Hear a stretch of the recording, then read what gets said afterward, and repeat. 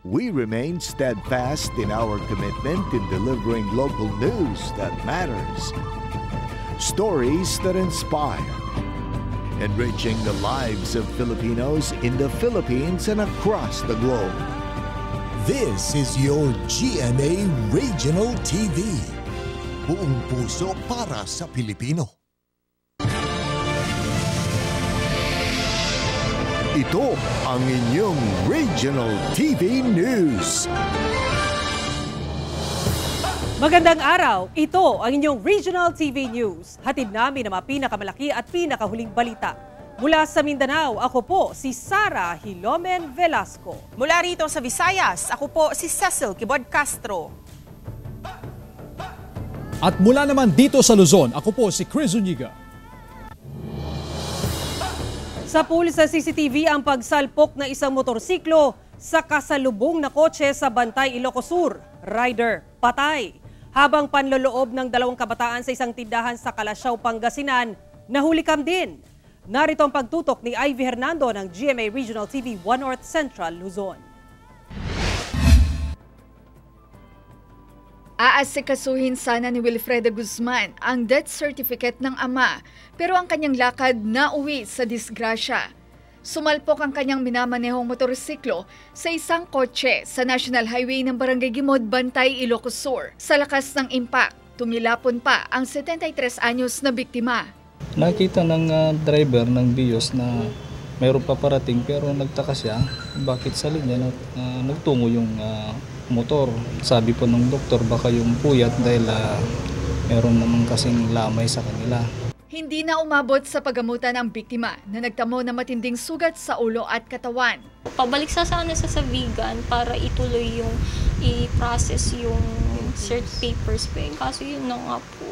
Kasi ilang araw na din po kasi siyang puyat wala din siyang tulog. Ang huling tulog niya lang po talaga is yung umuwi ako nung Saturday. Nakatakdang mag-usap ang pamilya ng biktima at driver ng kotse.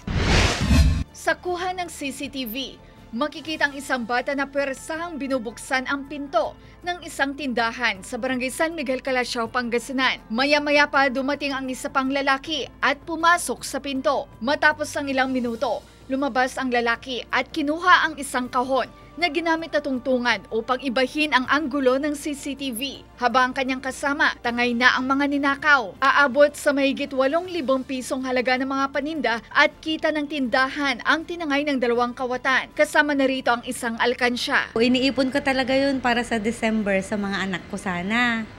Kasi marami akong gustong bilhin para sa kanila this December para surprise na rin. Kaya hindi ko inuuwi yun para hindi nila malaman.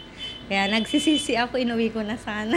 Hindi pa na ire-report sa pulisya ang insidente. Pero ayon sa PNP, mahigpit ang kanilang pagpapatupad ng curfew hours. Hinihikayat ng PNP ang publiko na agad i-report ang mga insidente sa kanilang lugar para agad na maaksyonan. So kasama naming nag-aano po yung mga barangay official tapos pinapatawag namin yung guardian tsaka yung mga barangay captain. Pagka may nakukuha kami din, inaano na talaga namin dito, linilecturan sila. Mula sa GMA Regional TV 1 North Central Luzon, Ivy Hernando, nagbabalita para sa GMA Integrated News.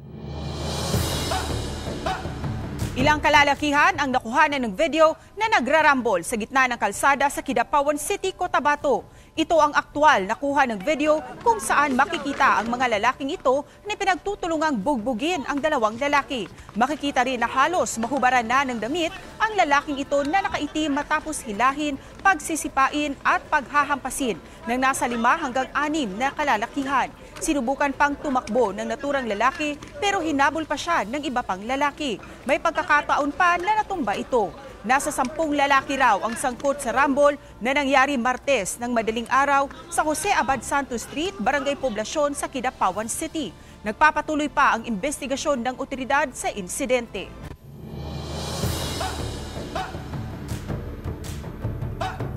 Pasintabi po sa maselang balita, patay na ng madatna ni Editho Candiz, ang kanyang mag-iina sa labas sa kanilang bahay sa Barangay Papua, Catbalogan City hapon noong August 30. Wala ng buhay ang kanyang asawang si Rhea Oreo at dalawa nilang anak na sina Edison, 5 buwan at Andrea, 3 taong gulang.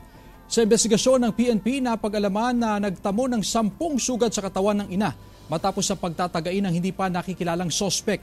Ayon sa Catbalogan City Police, iniimbestigahan na nila ang lahat ng anggulo sa krimen. Sa kasalukuyan, meron na raw person of interest ang PNP. At para mapabilis ang investigasyon ng kaso, pinagbibigay alam ng PNP na may 50,000 pesos na reward para sa makapagtuturo sa sospek. Hustisya naman ang panawagan ni Candice para sa kanyang mag-ina. Kaya ko lang na muli kirapagampo ako na lumutaw talaga ang tunay na may sala. May naton mga persons of interest, person of interest nga ginsusubay namon kung ano nira mga ginbuhat ito nga adlaw, particular before, during and after. Dahil sa mataas na presyo ng bigas, nagiging mabenta na ang ilang alternatibo rito, katulad ng saging, kamote at iba pang root crops, lalo na sa Zamboanga City. Yan ang balitang ihahatid sa atin ni Efren Mamak ng GMA Regional TV 1 Mindanao. Live, Efren. Sara, ilang Zamboangueño na nga ang pumupunta para mamili dito sa barangay Pasunangka kung saan na mabenta ang mga alternatibo sa bigas katulad ng saging, kamote, kamoteng kahoy at iba pa na maliban sa halos kapareho rin ang sustansyang nakukuha sa bigas ay mabibili pa sa mababang halaga kumpara sa bigas. Ngayong labis na ang pagtaas ng presyo ng bigas, ayon sa ibang nagbebenta ng root crops dito sa Bypass Road sa barangay Pasunangka, Zamboanga City, naging mabenta na raw ang kanilang mga tindang kamote na mabibili mula sa 35 hanggang 50 pesos per kilo. Meron ding bumibili ng gabi, kamoteng kahoy at saging. Amo ara sa el vendible. Por causa daw caro doon aros ara. Parang mas barato para kamote, mga tsira patabos ka kamanting, tumon, mais. Kaya ang mamimili na si Yeng Fausto, kamote na ang kanyang binibili dahil mahal na raw ang presyo ng bigas. Mas bueno pansin na tuman kumpra kaysa na karo yagat na kumpra mga aros. Hinihikayat naman ng Office of the City Agriculturist ang mga magsasaka na magtanim ng mga root crop at ang publiko na bumili ng mga ito. Gayunpaman, wala pa raw intervention sa ngayon ang ahensya para sa pagpaunlad ng root crop industry sa lungsod, maliban sa kamoteng kahoy o cassava. Iminungkahi din ng Department of Health na maliban sa bigas, ay maaari ring subukan ang iba pang source ng carbohydrates gaya na lang ng root crops.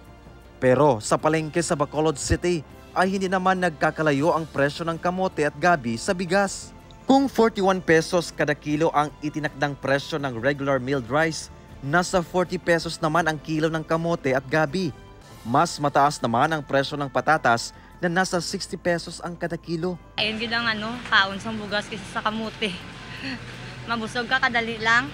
Sa Iligan City, Lanao del Norte naman, matapos ipatupad sa price ceiling sa bigas, agad nag-inspeksyon ang Task Force Operation Timbangan sa mga tindahan ng bigas sa lungsod dahil sa umano'y may mga negosyante na nandadaya sa timbang. Kaya ilang timbangan na hindi calibrated ang kinumpiska. Nasa 60 pesos per kilo pa rin ang ibinebentang bigas ng ibang tindahan sa lungsod. Ayon sa mga nagbebenta, lugi na raw sila kung ibababa pa ang presyo ng bigas. Kaya nanawagan sila ngayon ng ayuda mula sa gobyerno. Sa bugasan, wala din may ayuda from DTI o sa DSWD.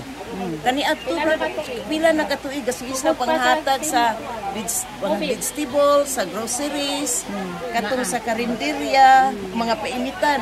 Ba't kaming bugasan, bisan ka isa ma'am, wala gyud may tagai. Sa Butuan City, may ilang tindahan na walang nakadisplay na tindang bigas dahil sa pangamba na malugi. Ayon sa mga rice retailer, lugi raw kasi sila kung susundin nila ang price ceiling, lalo pa na sa ibang probinsya pa ang supplier ng bigas ng ibang tindahan. Sara, sa ngayon dito sa Zamboanga City, bukod sa isinagawang market inspection ng lokal na pamahalaan, nagsasagawa rin ng profiling ang mga kawani ng DTI at DA sa mga apektadong rice retailers para sa patuloy na evaluation at assessment para sa posibilidad umano na mabigyan ng tulong mula sa gobyerno. Sara. Okay, maraming salamat Efren Mamak ng GMA Regional TV 1 Mindanao. Magpapasintabi lang po 135 residente sa isang barangay sa Lapu-Lapu City, Cebu ang tinamaan ng diarrhea. Mga deep well nagpositibo sa fecal coliform ayon sa City Health Office. Ang detalye sa ulat ni Luan May Rondina ng GMA Regional TV Balitang Bisdak. Isa ang 52 anyos na si Cecil Abanto sa na-ospital matapos makaranas ng pagsusuka at diarrhea sa loob ng 6 na araw. Ayon sa kanya, unang nakaranas ng mga sintomas ang dalawa niyang apo at sinunda naman ng kanyang anak. Base sa kanyang medical certificate, acute infectious diarrhea with moderate dehydration, electrolyte imbalance, hypokalemia ang kanyang naranasan. Isa lang si Abanto sa 135 na residente sa isang urban poor community sa Barangay Basak, Lapu-Lapu City na tinamaan ng diarrhea. Ayon sa presidente ng Urban Poor, huling linggo noong Agosto nang magsimula ang kaso ng diarrhea sa kanilang lugar. Kuan ba nga, ang uban, wala lang sad kay basig kuan lang ba? Nya kay nakadaghan naman, nakadaghan. So mao to na alarma mi anak nga nganong nahitabo ni siya. Ayon sa health center, nalaman lang nila na may mga kaso ng diarrhea nitong September 1 nang isa sa mga residente ang nagpakonsulta sa center. Wala sad sila ning ari mo dito jud sad minakaibaw sa area mo nga niadto sila sa ospital. Ang uban wala jud nagpa-check up pod. Matapos malaman ang mga kaso ng diarrhea, agad na kumuha ng water sample ang mga kawani ng barangay at City Health Office sa 2 deep well sa lugar. Agad din na nilagyan ng chlorine ang mga nasabing water sources at namigay ng gamot sa mga residente. At batay sa inisyal na resulta, ipinaalam ng Lapu-Lapu City Health Officer na nagpositibo sa E. coli ang nasabing mga water sources. Ang tubig positive sa fecal coliform na contamination sa hugaw sa tao or hugaw sa hayop. Dahil hindi pa pwedeng magamit ang tubig mula sa water sources sa lugar, ang LGU muna ang nagsusupply ng tubig sa mga apektadong residente. Mula sa GMA Regional TV Balitang Bisdak, Luan May Rondina, nagbabalita para sa GMA Integrated News. 34th Philippine Travel Mart sa Maynila umarangkada na. Verde Island Passage booth ng Batangas Province, paboritong selfie spot ng mga bisita. Silipin yan sa report ni Paul Hernandez ng GMA Regional TV, Balitang Southern Tagalog. Pagkain, kultura, adventure at iba't ibang travel deals ang ibinida sa 34th Philippine Travel Mart sa Pasay City. Galing sa iba't ibang bahagi ng Pilipinas ang sumali sa exposition para itampok ang mga destinasyon at atraksyon na sariling atin na pangunahing layuning pasiglahin pa ang tourism industry ng bansa. Siyempre, Calabarzon represent. Ang Calabarzon region ay bukas na. Maraming pumupunta na sa ating mga destination, attraction, at mga activities na ginagawa dito sa Calabarzon. Favorite exhibit ng mga bisita ang digital booth ng Batangas, ang Verde Island Passage. Hitik sa mga marine creatures ang makikita rito. Second runner-up lang naman sa best booth design sa mahigit 200 exhibitors. Mapang-engganyo rin ang exhibit ng lalawigan ng Quezon. Extreme rides naman ang dinala ng pamosang theme park sa Laguna sa 3-day exposition. Malaki ang inaasahan ng Calabarzon Tourism Office na daan ng travel fair katulad nito para patuloy na manumbalik ang dagsa ng mga turista, hindi lang sa rehiyon kundi maging sa buong bansa. Mula sa GMA Regional TV Balitang Southern Tagalog, Paul Hernandez nagbabalita para sa GMA Integrated News. Ito ang inyong Regional TV News.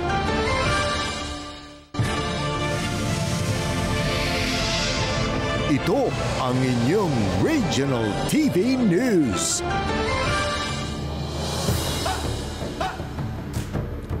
Dalawang palapag na bahay sa Binmalay, Pangasinan tinupok ng apoy na iwang naka-charge na cellphone tinitinang sanhi ng sunog ayon sa BFP. Tutukan sa report ni Claire Lacanilaw ng GMA Regional TV 1 North Central Luzon. Makikita sa video ang malaking apoy na bumalot sa dalawang palapag na bahay sa Barangay Lumboy, Binmalay, Pangasinan. Ayon sa BFP, umabot sa ikalawang alarma ang sunog. na tumagal ng mahigit 1 oras bago idineklarang fire out. Base sa paunang investigasyon, may naiwan daw na naka-charge na cellphone sa loob ng isang kwarto ng bahay. Yun ang sabi ng owner, nagcha-charge siya ng cellphone niya, iniwan niya doon sa foam ng higaan niya. Yun po ang sinabi niya. Pero sa amin po, as on the part of the BFP, we will conduct investigation pa to verify kung ano po talaga at saka saan nagmula yung sunog. Tumangging magbigay ng pahayag ang may-ari ng bahay. Nagpanik kami lahat. Siyempre, tito namin ang nawalan. Siyempre, nagpanik kami. Tulong-tulong kung anong nakayanan namin. Wala rin. Talagang natipok lahat. Iniimbestigahan na ng otoridad ang tunay na sanhi at kabuang danyo sa sunog. Paalala ng BFP, huwag hayaang nakasaksak ang anumang appliances kapag aalis ng bahay upang makaiwas sa insidente ng sunog. Palagi naman pong pinapaalala ng BFP na tuwing lalabas po ng bahay, siguraduhin walang nakasaksak na mga appliances po ninyo para makaiwas po tayo sa sunog. Mula sa GMA Regional TV 1 North Central Luzon, Claire Lacanilaw, nagbabalita para sa GMA Integrated News. 22 anyos na babae inabutan ng panganganak sa basketball court sa Magaldan, Pangasinan. Sanggol nito nasawi. Narito ang report ni Russell Simorio ng GMA Regional TV 1 North Central Luzon. Naglalakad sa basketball court ng Barangay Nibaliw, Mangaldan, Pangasinan ang nagdadalang tao na si Jessery Gubatan nang bigla siyang manganak. Alam, masakit na po yung san ko. Hindi na po gumagalaw yung bata sa san ko. Yung tinawag ko yung asawa ko, bakit itong san ko? Ang sakit-sakit na pala, hindi na gumagalaw yung bata. Hindi inaasahan ni Jessery na manganganak na dahil sa Oktubre pa ang kanyang due date. Sa kasawiang palad, nasawi ang sanggol na pinangalanan nilang si Baby Jessa. Naabutan sa daan. O yun, tininan namin yung bata, patay na pala. Hindi ko naman alam na ganun ang mangyayari sa kanya. Sa death certificate, lumalabas na fetal anoxia at uter placental insufficiency ang sanhi ng pagkamatay ng sanggol. Yung anoxia kasi ibig sabihin, yung bata po ay namatay dahil nawalan po siya ng supply ng oxygen. So bakit po siya nawalan ng supply ng oxygen? Kasi po dahil doon sa placental insufficiency. Pero inamin ni Jessery na bago ang insidente, habang ipinagbubuntis niya ang sanggol, may nakaaway siya na nauwi sa pisikalan. Gayunman, ipinagpapasa Diyos na lang nila ang nangyari. Sa hirap ng buhay ng alam mo na, wala siyang gagastusin. Kaya nagsusulusit ako para matulungan yung apo ko. Mula sa GMA Regional TV 1 North Central Luzon, Russell Simorio nagbabalita para sa GMA Integrated News. 5 sospek sa pagpatay sa Mr. Cagayan de Oro candidate na si Adrian Rovic Fornillos, pinadalhan na ng sabina ng korte. Kabilang sa pinadalhan ng sabina ang kontrobersyal na pastor na sangkot umano sa krimen. Narito ang report ni James Paulo Yap ng GMA Regional TV 1 Mindanao. Parang multong nabuhay at muling pinag-usapan sa Cagayan de Oro kamakailan ang pagbaril sa 24 anyos na si Adrian Rovic Fornillos nitong Mayo. Papunta sana noon sa practice para sa Mr. Cagayan de Oro 2023 si Fornillos nang tabihan siya ng gunman pagkababa niya ng motorsiklo. Pinahubad sa kanya ang helmet sa binaril. Naisugod siya sa ospital pero namatay kinalaunan matapos ang halos 4 na buwan ng case build-up ng mga otoridad. Naglabas na ng subpoena ang City Prosecutor's Office para sa 5 itinuturong sospek sa kaso. Isa sa kanila ang pastor na si Denver Andales. Ipatubag na ta. So, pasalamat laming nga gitagaan nami og higayon nga makatubag na kay mumaning this is the best time for us to answer kay makalatag naman mi sa among mga ebidensya. Pinabulaanan ng kampo ni Andales ang akusasyong kumalat sa social media na minastermind niya ang krimen dahil umano sa love triangle. Now we have veered away from the real issue which is whether or not among kliyente involved ba sa gi-charge nga murder. Mo man na siya. It's not the love triangle, what it's whether or not involved ba gid siya. Which is the evidence also. So, may nga, well, tubagon na ganina mo. Humingi ng 10 araw na extension sa korte ang kampo ni Pastor Andales habang inaayos ang kanilang isusumiteng counter affidavit. Welcome development naman daw para sa pamilyang Fornillos ang pag-usad ng kaso.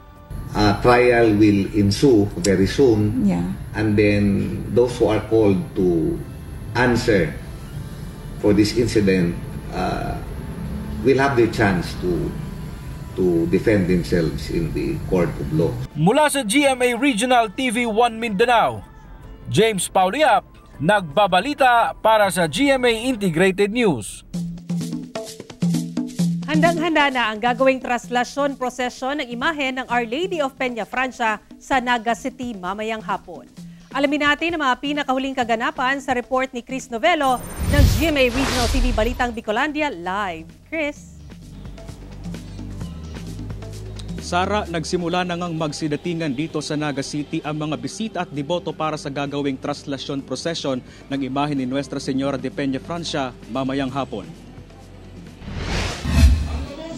Humigit kumulang 2,000 na kawani ng PNP, AFP at iba pang law enforcement agencies ang nakadeploy ngayon sa iba't ibang lugar sa Naga City, Camarines Sur. Ang mga naturang kawani ay kabilang sa augmentation force mula sa iba't ibang lalawigan sa Bicol Region na tutulong sa pagpapatupad ng seguridad ng publiko para sa idadaos sa traslasyon procession ngayong araw. And we lay down in the table yung commitment ng PNP upang sa ganun may raos namin ng mapayapa at matiwasay itong darating na nalalapit na piyesta ng Peña Francia.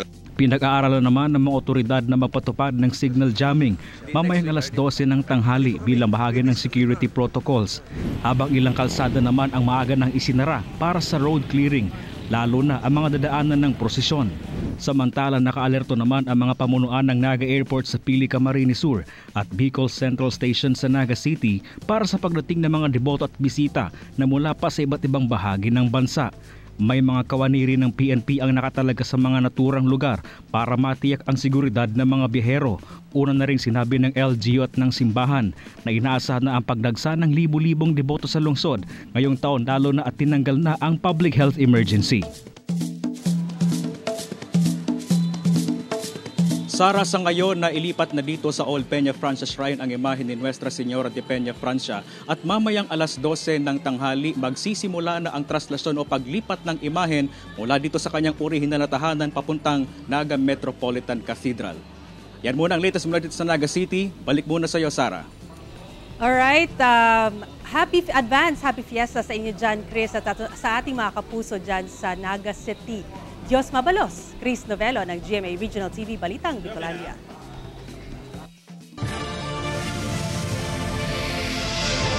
Ito ang inyong Regional TV News.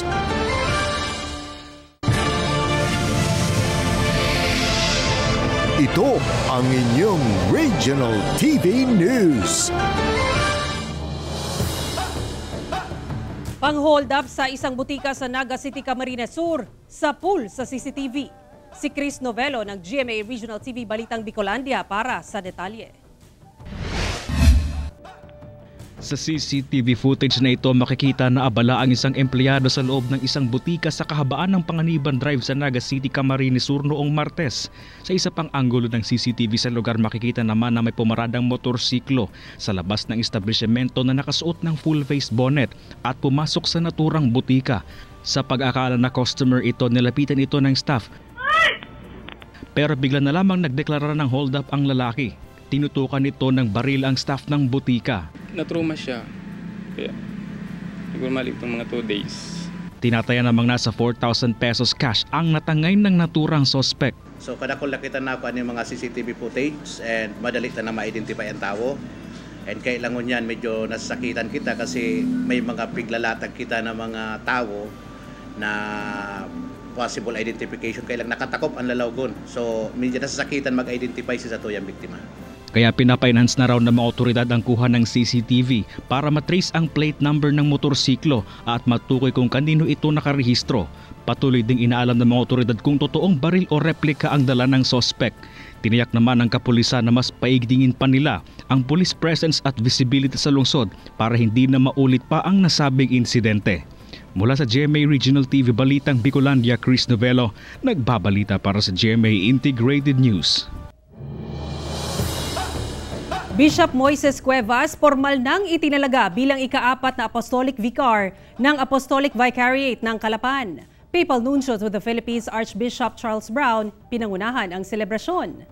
Formal nang itinalaga ang Batanggenyong si Bishop Moises Cuevas bilang ika-4 na Apostolic Vicar ng Apostolic Vicariate of Calapan sa Oriental Mindoro kahapon sa pamamagitan ng misa at rite of liturgical reception na isinagawa sa Santo Niño Cathedral sa lungsod. Pamumunuan niya ang mahigit 800,000 mga Katoliko sa buong probinsya ng Oriental Mindoro. Nagsilbing installing prelate sa selebrasyon ang Papal Nuncio to the Philippines na si Archbishop Charles Brown. Kasamang dumalo ang ilang mga obispo, pari, laiko, ilang opisyal ng lokal na pamahalaan at mga mananampalataya. Nagsagawa rin ang pagsalubong sa obispo ang mga katutubong mangyan kung saan ipinakita ang kanilang mayamang kultura at tradisyon. Mainit namang sinalubong ng mga Mindoreñong Katoliko si Bishop Cuevas. Nauna nang naglingkod bilang Auxiliary Bishop ng Archdiocese of Zamboanga si Bishop Cuevas bago maitalaga ni Pope Francis bilang Apostolic Vicar ng Calapan. Tinupok ng apoy ang isang sasakyan na nakaparada sa labas na isang paaralan sa Naga City, Camarines Sur. Agad na rumisponde ang BFP Naga City sa naturang sunog pasado alas 11 Miyerkules ng umaga, habang maswerte namang walang nadamay o nasaktan sa insidente. Ayon sa BFP, may wire sa loob ng sasakyan na posibleng nag-short circuit at pinagmulan ng apoy. Nagpaalala naman ang mga otoridad sa mga motorista na laging mag-ingat at ugaling i-check ang sasakyan para maiwasan na ang mga ganitong insidente.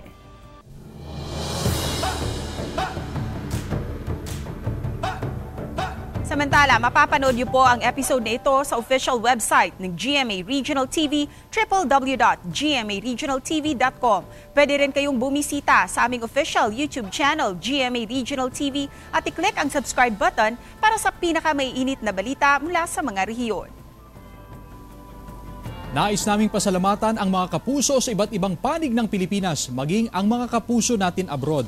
Dahil sa GMA Regional TV, local news matters. Kami ang Regional TV News, buong pwersa para sa mas malaking misyon at mas malawak na paglilingkod sa bayan.